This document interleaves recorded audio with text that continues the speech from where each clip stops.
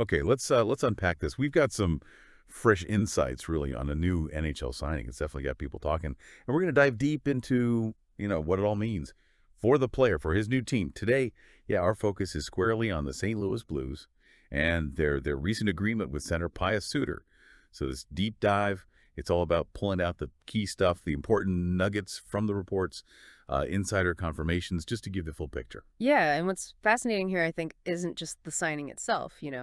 It's the player's journey, how he's kind of bounced around a bit, different teams, different roles, and, well, how this move fits into the Blues' bigger strategy. Our info today, it's mostly coming from Pro Hockey Rumors. They had that piece, Blues sign Pius Suter to 2-year contract, and various insider reports, too, which helped clear up some of the details. Right. And our mission today really is to help you understand Suter's career path, where he's been, the specifics of this new deal too, and most importantly, what he actually brings to St. Louis. Why this could be, well, a pretty interesting move for them. Maybe even a game changer, who knows?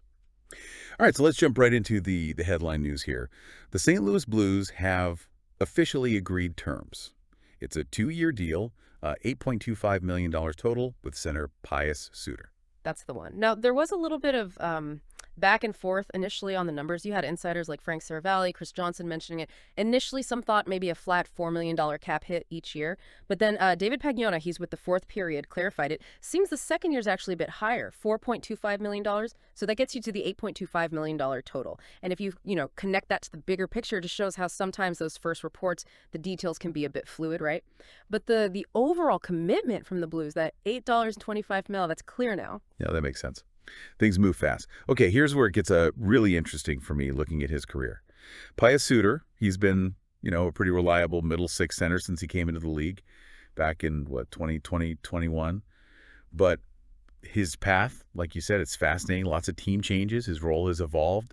It's almost a story of finding the right spot, maybe. Resilience. Definitely. And his journey didn't even start in the NHL, right? He played 6 seasons over in Switzerland, Good. won a championship with Zurich SC in their top league. Then he comes over, joins the Chicago Blackhawks for that rookie season, 2020-21, and he had a decent year, 14 goals, 27 points in 55 games, which, if you stretch that over 82 games, it's about a 40-point pace. But he left Chicago after just that 1 year. The Blackhawks organization was, well, let's just say it was in flux. Right, a lot going on there then. Yeah. So that led to the Detroit Red Wings signing him. 2 years, $6.5 million.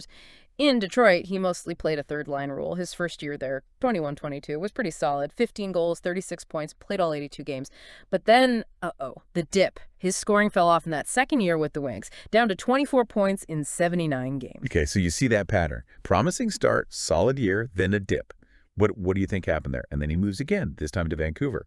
And get this on a discounted deal, right? 2 years, only $3.2 million total, which really makes you ask that question. What actually happens when a player gets that change of scenery? Is it just luck? Well, it's a great question, and we talk about it all the time, don't we? Change of scenery. Yeah. But it's often more than just, a new jersey. Sometimes it's a system fit. Maybe the coaching clicks better, or maybe just getting a different role, maybe more opportunity without the weight of past expectations. And for Suter, yeah, that move to Vancouver, it definitely seemed to provide a spark. His first year there, his scoring bumped back up, 29 points in 67 games, and that really set the stage for, well, what turned out to be his breakout season. Okay, let's zoom in on that then, that breakout year with the Canucks.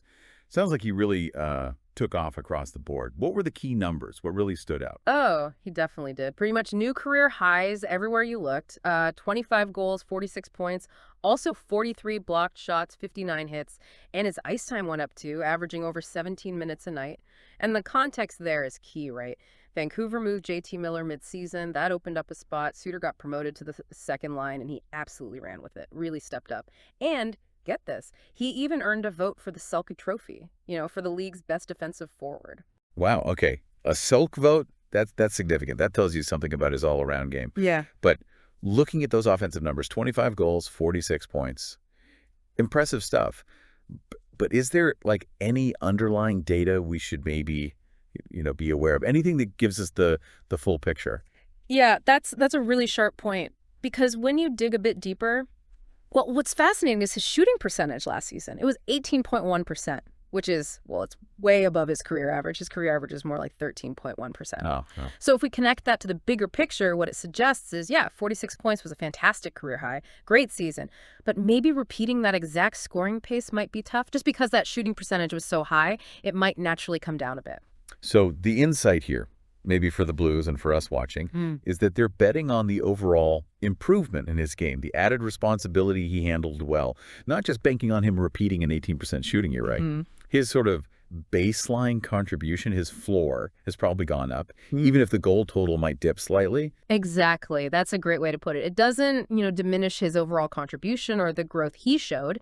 His game clearly expanded. He handled more minutes, more responsibility. The Blues are likely buying into that more complete player he's become now. Okay, that makes a lot of sense. So let's talk St. Louis then. What does this all mean for the Blues specifically? Given that track record, the breakout, where does he actually fit? How does he slot into their lineup? Well, he's definitely jumping into a competitive situation there for center ice time. He'll be competing with, Captain Braden Shen and also the rookie Dalibor Dvorsky for minutes on those second and third lines. Now, one potential challenge maybe, something to watch. His face-off percentage. Last year it was pretty rough, 42.7%, which is, well, it's quite low for a center, especially when you compare it to someone like Shen, who's very solid there, like 52.3%. Oof, yeah, 42.7. That's a noticeable number for a guy playing down the middle. How big of a concern is that, do you think? Or can they maybe work around it given his other strengths? Could it push him to the wing sometimes? It certainly could, that face-off weakness. It's definitely a factor. It might mean in key defensive zone draws or late in games, maybe he slides over to the wing. But it probably doesn't outweigh his overall value. Even on the wing, he brings that volume shooting. He gets to the net, has a hefty presence, as the reports say. And his addition, it definitely helps the Blues compensate a bit for trading away Zachary Bolduc, another forward. So the expectation should still be, solid, modest production from a depth role, even if that shooting percentage comes back to earth a little. He adds versatility, competitiveness, things the Blues seem to be valuing. Right. And just looking at some of the, the early fan reaction, the chatter online, it seems pretty positive, actually. Seeing comments like, gotta like this move, great signing, good signing, Suter plays a complete type of game. What does that immediate reaction tell you about how maybe the market sees a player like Suter right now? Yeah, it's interesting, isn't it? I think it tells me that teams and maybe fans too are really starting to value that completeness, adaptability. Like you said, Suter isn't just about the points. He blocks shots, he hits, he showed he can handle bigger minutes when needed. So the market seems to recognize that sometimes getting a guy who's found another gear, proven he's versatile, that might be smarter than just chasing, the biggest name or the highest point total from last year. This deal feels like an investment in maybe a more well-rounded, reliable kind of asset. Yeah, that makes sense. So summing it up, Yeah. you go from this reliable middle six guy, then this kind of surprising breakout season, maybe fueled by that change of scenery, and now he lands in St. Louis, ready for a new competitive role. Pius Suter's journey, it's a pretty great example, isn't it, of how opportunity, maybe finding the right fit, can really ignite a career. Absolutely. And this whole deep dive into Suter's signing, it really shines a light on that tricky balance in the NHL, right? Talent, opportunity, money, team strategy. It's all interwoven. And maybe it raises an interesting question for you, the listener, to think about. As teams navigate free agency, trades, all that complexity, how much does that change of scenery really matter? And what other things, things beyond the stat sheet, like maybe team culture or a specific coach's system, how much do those influence a team's decision to invest in a player like Pius Suter? Something to chew on.